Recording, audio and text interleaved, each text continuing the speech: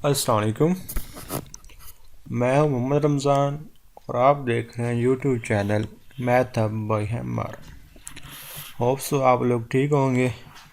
आप लोगों के सामने MTA641 की असाइनमेंट नंबर 2 है।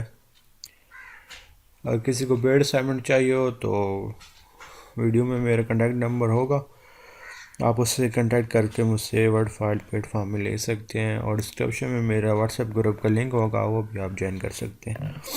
ओके, क्वेश्चन नंबर 1 आपके पास है, determine the null space of the operator T R cube to R square represented by this.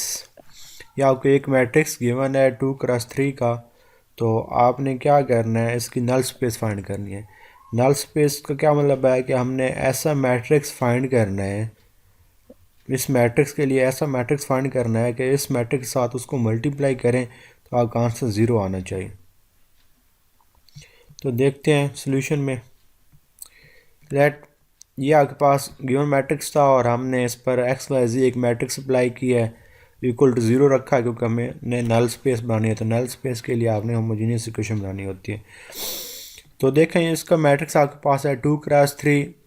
तो हमने ये एक्स वाई जी की फॉर्म में लिया है।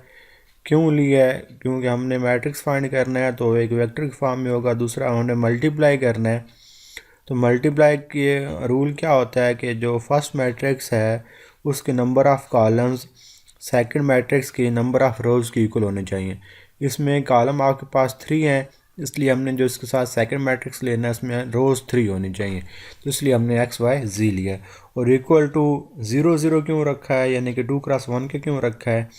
क्योंकि हमने इसको लेकर जाना है R2 में, तो उसमें हमें 2 एलिमेंट चाहिए, 0 एंड 0। इसमें R3 और यह R2। आर्गुमेंटेड मैट्रिक्स बनाते हैं गिवन मैट्रिक्स, और ये इक्वल के बाद वाले 0 0 हमने रख लिए। क्या किया हमने, R2 में से माइनस करते हैं R1 को 3 से मल्टीप्लाई करके। ये माइनस करने के बाद हमारे पास ये वाला रिज़ल्ट आ जाएगा, तो हम इस रिज़ल्ट को इक्वेशन फॉर्म में लिख लेते हैं। तो यहाँ से आपके पास आएगा x - 3y + 4c = 0, और नीचे आपके पास आएगा 5y - 12c = 0। तो यहाँ से हम y की वैल्यू निकाल लेते हैं। -12c दूसरे जाकर प्लस का हो जाएगा, और यहाँ पर 5 मल्टीप्लाई हो रहा है, इधर आकर डिवाइड हो जाएगा। तो ये आपके पास y की वैल्यू आएगी। y की वैल्यू हम क्वेश्चन नंबर 1 के अंदर पुट कर देते हैं। x एज इट इज़ आ गया, -3 y की जगह पर उसकी वैल्यू पुट कर दी, एंड 4z ऐसे ही आ गया। तो हम इनको थोड़ा सिंप्लीफाई करते हैं।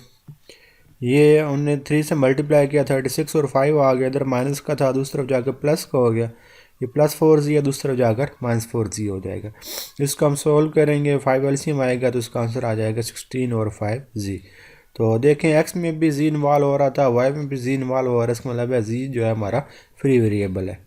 हम अपने गिवन वेक्टर को इस फॉर्म में लिखेंगे, x y g is equal to x की वैल्यू पुट कर दी, वाई की वैल्यू है जी एज इट इज़ आ गया, जी हमने कॉमन ले लिया। तो ये आपके पास रिक्वायर्ड सोल्यूशन आ गया। आप इसको फिर कैसे लिखेंगे, एन इसके ये देखें, ये आपके पास वो वेक्टर है नल स्पेस वाला, और ये जी कोई भी स्केलर मल्टीपल है। इसको मतलब है कि इस वेक्टर के किसी भी स्केलर मल्टीपल को आप मल्टीप्लाई करेंगे गिवन मैट्रिक्स एक्स के साथ, तो आपका आंसर 0 आएगा। Hence, any scalar multiple of vector this is the null space of given matrix. Okay. Next, our pass a second question. Let f1, f2, f3 be bases of dual space for x. Dual space की bases है, and basis of x is given by e1, e2 and e3. हमने f1x, f2x, f3x find करना है, और x की value हमें 0 1 1 given है। First of all हम क्या करते हैं, x को हम लीनियर कम्बिनेशन की फॉर्म में लिखते हैं। तो x की वैल्यू आपके पास ये वाली है, तो लीनियर कम्बिनेशन कैसे होगा, x1 e1, x2 e2 and x3 e3। x1 आपका 0 है, x2 आपका 1 है, एंड x3 भी आपका 1 है। e1 की वैल्यू पुट कर दी, e2 की वैल्यू पुट कर दी, e3 की वैल्यू पुट कर दी।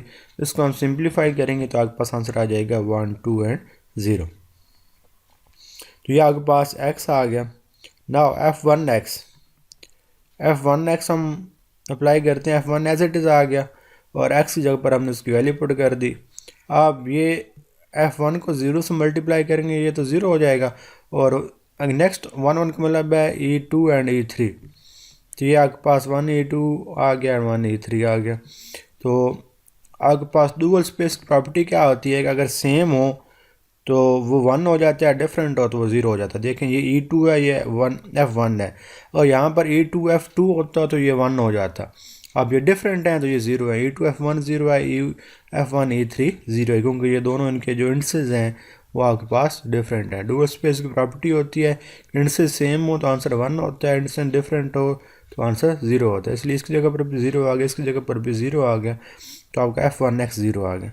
नेक्स्ट F2x, F2 की एज इट इज़ एक्स की वैल्यू पुट कर दी, तो ये तो फर्स्ट तो 0 है, तो ये 1 है, तो ये आपके पास आ जाएगा E2 F2, ये 1 है, ये आ जाएगा F2 E3। तो देखें ये देखें E2 F2 ये दोनों इनके इंडसेस सेम है, तो इसका आपके पास आंसर 1 हो जाएगा, और नेक्स्ट के आपके पास ये डिफरेंट है, इसका आंसर 0 हो जाएगा। तो वैल्यू पुट कर दी हमने डुअल स्पेस की प्रॉपर्टी यूज़ करके, ये आपके पास 1 हो गया और ये आपका 0 हो गया। जिस तरह आपका F2x 1 हो गया। F3x किस तरह वैल्यू मालूम करेंगे? F3x की वैल्यू ये 0 है तो वो फर्स्ट वाला 0 हो जाएगा, और ये 1 है तो ये आपके पास 1 के साथ यहाँ पर E2 होना था, E2 F3, ये 1 है तो ये E3 है, E3 F3। अब ये दोनों डिफरेंट हैं तो ये 0 हो जाएंगे, और F3 E3 सेम है इंड से, तो ये 1 हो जाएगा डुअल स्पेस की प्रॉपर्टी यूज़ करके। तो ये आपके पास F3 का आंसर आ गया। ये आपके पास और यहाँ पर था F3। तो ये आपके पास इस तरह आंसर आ गया F1x, F2x and F3x। F1x 0, F2x 1 and F3x 1। ये आपके पास रिक्वायर्ड आंसर थे। होप सवालों को समझ आ गई होगी। अगर ना समझ आई हो तो आप कमेंट सेक्शन में मुझसे पूछ सकते हैं, या फिर मेरे व्हाट्सएप ग्रुप में मुझसे कॉन्टैक्ट कर सकते हैं। अगर वीडियो अच्छी लगी हो तो चैनल को लाइक एंड सब्सक्राइब करना ना भूलें। Thank you. अल्लाह हाफिज़।